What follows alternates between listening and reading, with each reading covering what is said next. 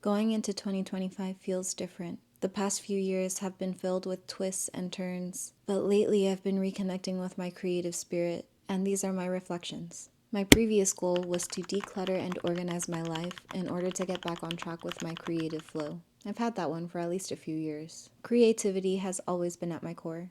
Before 2020, I was in a season of my life where I really embodied my creative spirit. I made outfits for music festivals, experimented with different mediums, and even made commissions and sales with my art. Whether I experienced a win, fail, or major burnout, each project was a lesson I carried with me moving forward. However, the universe gave me some crazy tests, bro, because the past few years have tested me in ways I never would have expected. A tough, drawn-out separation, recovering from a stroke, and navigating a bizarre trauma-bonded situationship all disrupted that sacred part of me. The pain from each experience was unique and complex, but the one thing that never changed was my passion for creating. It's always been my grounding guide. As I've matured, I've become more aware of my own negative patterns, like losing myself trying to make relationships work because I'm just a lover girl. But with love comes pain, and I've learned to accept that. By mid-2024, I experienced a major shift. I started creating again. I also, very unexpectedly, entered into a new relationship. I don't mean to sound like the always in a relationship type of girl, but it seems this life has chosen me. Don't we all want a good and healthy love?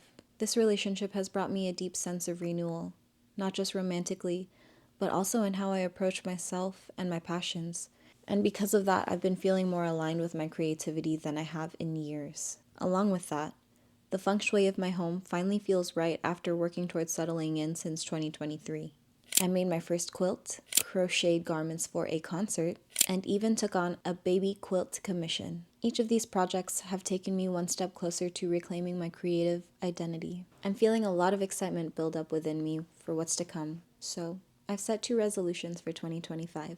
One is to create a solid workflow that balances home life and creativity while also holding space for grace.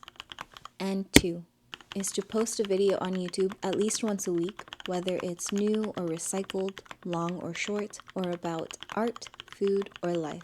As I reflect on these resolutions, I'm reminded that growth, like everything else, requires balance. As a recovering perfectionist, I'm constantly learning to embrace my imperfections, whether that's expressed through my art or my being. I also recognize how much I appreciate YouTube over other platforms that only enable short attention span and doom scrolling. Anyway, I'm excited to share my journey with you this year, with intention through my creations. Now I'd love to hear from you. What are your resolutions for 2025? How have you reconnected with your passions in the face of life's challenges? This video kind of feels like a love letter, so I'd like to end with gratitude for this vessel, for this beautiful life, and for you being here and being you. Until next time, here's to 2025.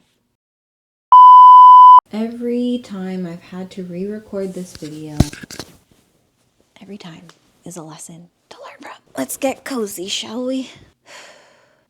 Renewal, renewal, renewal. Words. Damn, I am tired. Ugh. For. It's for, bro. Get it together.